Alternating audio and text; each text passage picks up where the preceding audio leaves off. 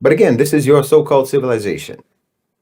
You know, you have this thing now going around now. I've seen it online that people openly talk about what they call yachting, which is nothing but celebrities and models and actors, singers, what have you, literally being paid to fornicate with wealthy men on yachts, basically floating Diddy parties.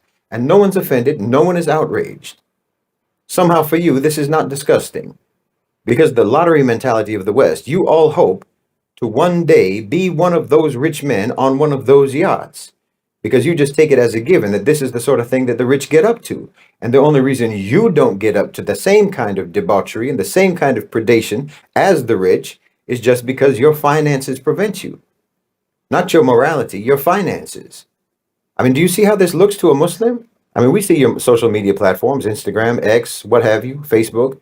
These are largely being used just as delivery platforms, directing people to OnlyFans accounts or bookings for prostitutes.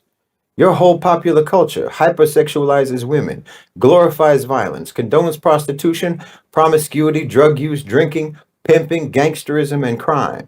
And then you clutch your pearls in shock and disgust when one of you gets caught doing in real life what you always promoted in your songs and videos and movies. When you get caught acting in real life the same way that you acted on screen. When you get caught living the lifestyle that all of you tell each other is living the dream. Well, it looks to a Muslim like the only thing that you're actually offended about or outraged about is the getting caught part.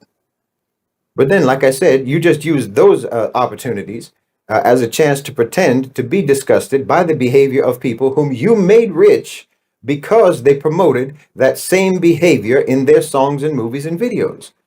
I mean, why weren't you disgusted by it when it was put to a beat? Why, if Diddy had released tapes of his parties in the form of music videos, his net worth would have tripled and he probably would have gotten a VMA award. Because the fact is, you approve of all this. You aspire to it. And in fact, that degenerate lifestyle, that predation, and that debauchery with impunity is actually the American dream. It's the colonizer, slave master, Western imperialist dream. And you know, for anyone who's over there in the States or in the West who genuinely, truly does feel disgusted and outraged over this kind of thing, because I know there are some of you, all I can say is, you know how they talk about situational awareness?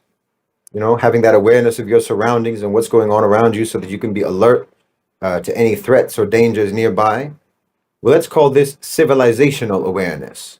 And just like someone who is oblivious to the threats and dangers around them on the street, you say that they have low situational awareness.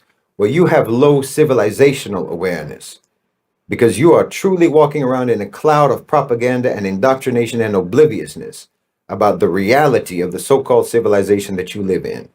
You think that you're walking around in a park in the middle of a sunny afternoon surrounded by flowers and fuzzy animals, but you're actually in a dead-end alley at 3 in the morning in the pitch dark and you're surrounded by psychopaths and serial killers. No, people like Epstein and Weinstein and Sean Combs are not anomalies. You're the anomaly. And in that predatory society, that makes you nothing but prey.